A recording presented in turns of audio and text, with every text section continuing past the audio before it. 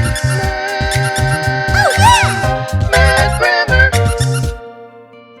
Baby! Let's talk about the parts of speech. Sentence building blocks. This is a brief overview. What are the parts of speech?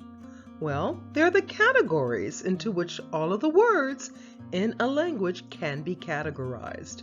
So the English language can be categorized into parts of speech, just like every other language. However, not all languages have the same number and types of parts of speech. How many parts of speech are there in English? Well, it's according to how you look at it. It could be 8 or 9. Noun, pronoun, verb, adverb, adjective, preposition, conjunction, interjection, and article. So in this instance, we're going to say 9, but some people would place article under adjective, and there would be only 8.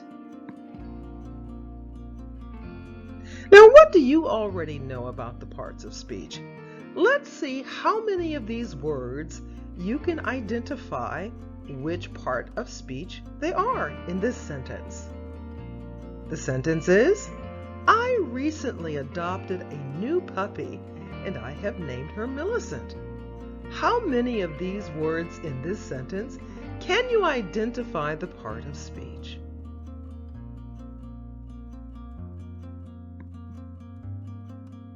Take a look at the answer here. I, a pronoun. Recently is an adverb. Adopted is a verb. A, an article. New is an adjective. Puppy is a noun. And is a conjunction. Have named is a verb. Her is a pronoun. Millicent is a noun.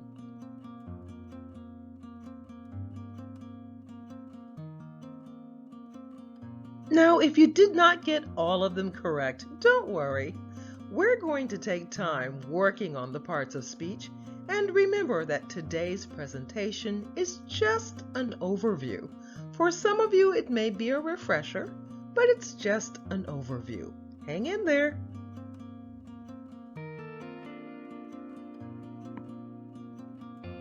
Now, what you do need to know is it's important to know the parts of speech. Let's begin there. Why do you need to know the parts of speech? Well, you need to know them so that you can correctly construct sentences with the correct word order.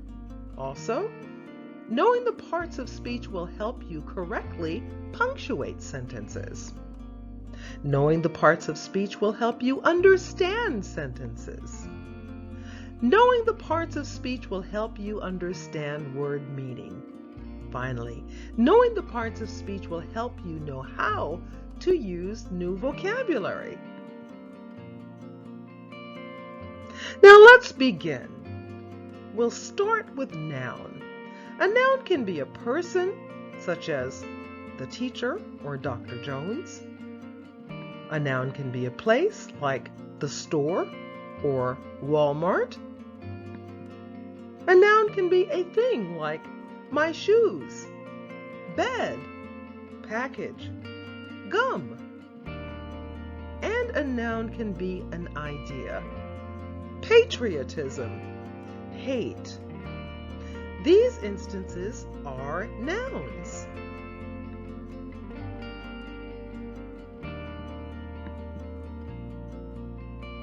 Now let's look at pronoun.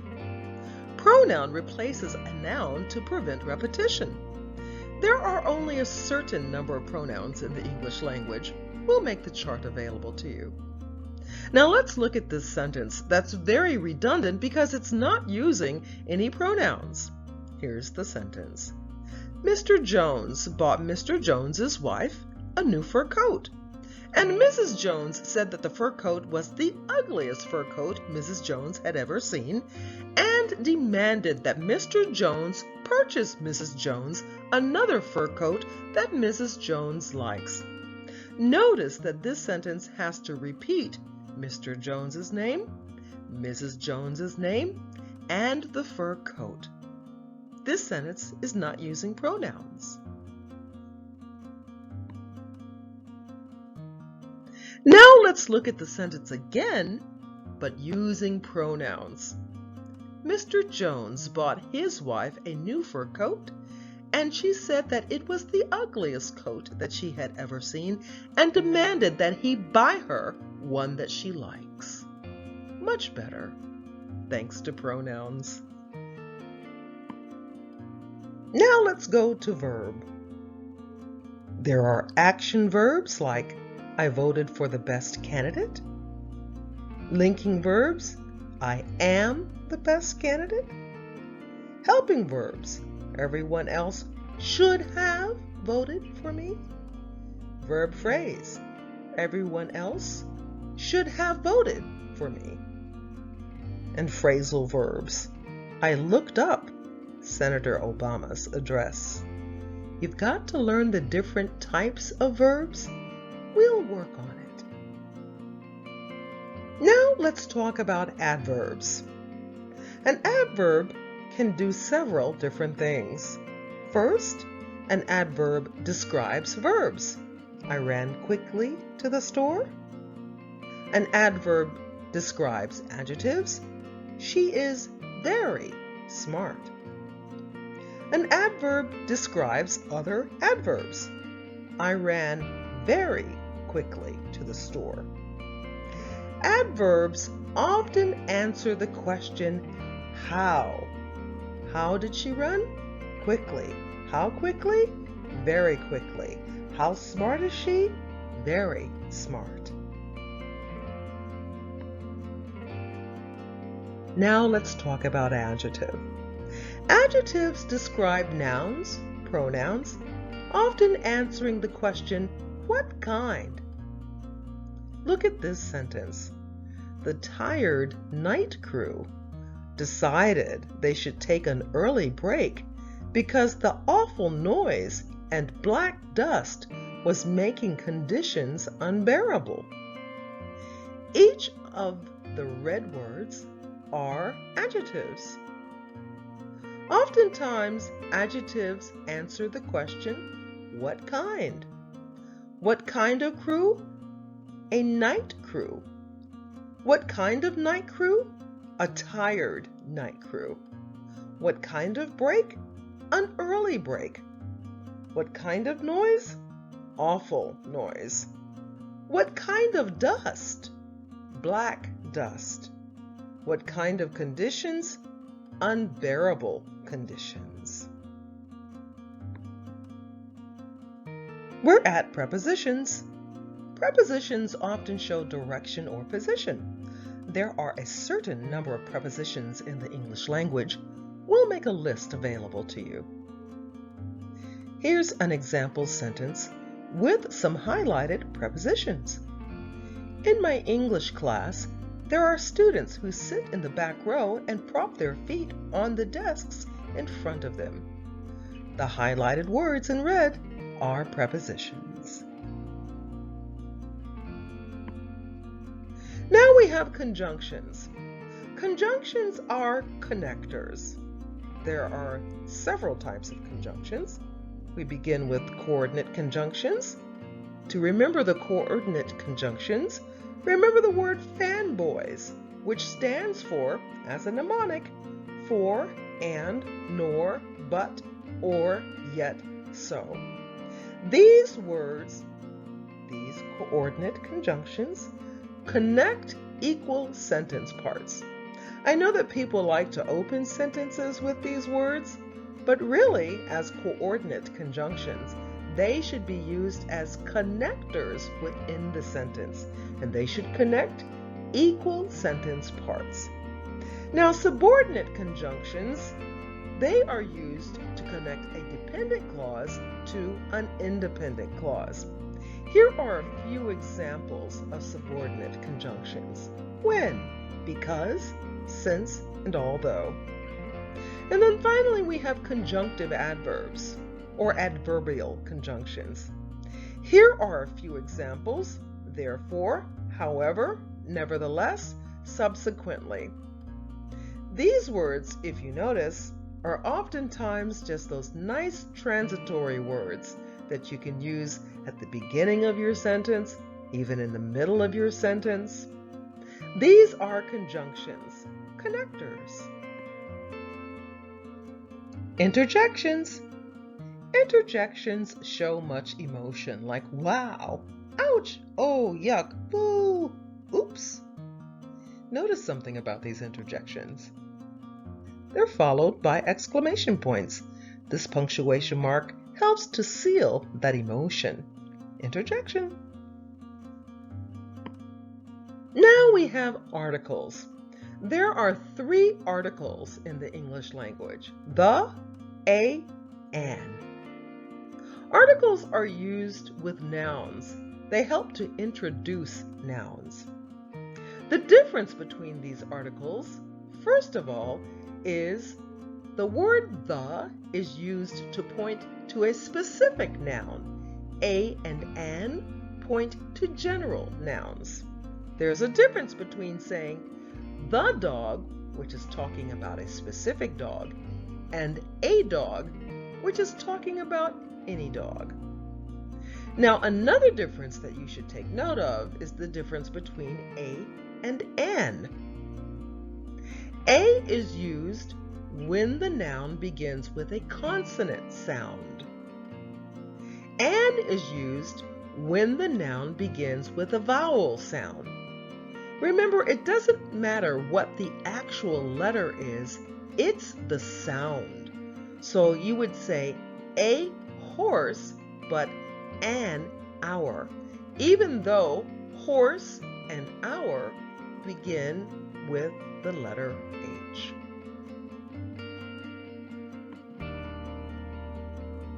Words which are categorized under a part of speech are used to make sentences. Remember, you need to understand the parts of speech so that you can understand how to construct sentences in a language. Knowing the parts of speech will help you know the correct word order in the sentence. A sentence is a word or a group of words working together to express a complete thought.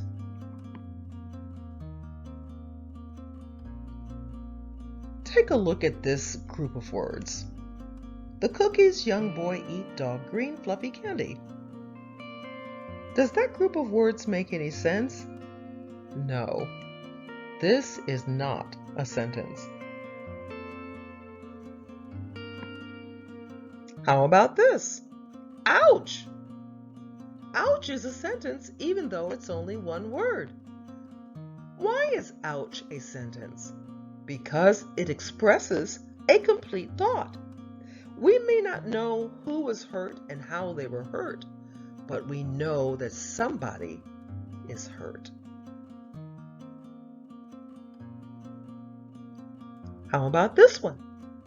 The young boy ate the stale candy. That's a sentence. Let's practice identifying parts of speech. Take a look at this sentence.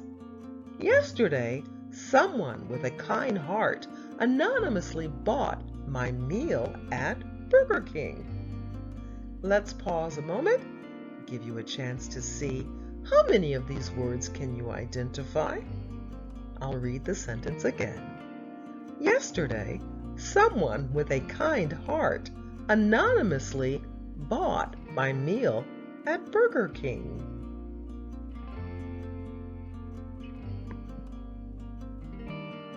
Here are the answers. Yesterday is an adverb, someone is a pronoun, with is a preposition, a is an article, kind is an adjective, heart is a noun, anonymously is an adverb, bought is a verb, my is a pronoun, meal is a noun, at is a preposition, and Burger King is a noun. How did you do? Let's try this again. Take a look at this sentence. A report about daily exercise and its impact on a long life is part of a new wave of interest in practices that may increase our quantity of life and improve our quality of life. Let me read that to you again. A report about daily exercise and its impact on a long life is part of a new wave of interest in practices that may increase our quantity of life and improve our quality of life. Now let's look at the answers. A is an article, report is a noun, about is a preposition, daily is an adjective, exercise is a noun, and is a conjunction, its is a pronoun, impact is a noun, on is a preposition, a is an article, long is an adjective, life is a noun, is a verb, part is a noun, of is a preposition, a is an article, new is an adjective, wave is a noun, of is a preposition, interest is a noun, in is a preposition, practices is a noun, that is a conjunction, may increase is a verb phrase, our is a pronoun, quantity is a noun, of is a preposition, life is a noun, and is a conjunction, improve is a verb, our is a pronoun, quality is a noun, of is a preposition, life is a noun. The end.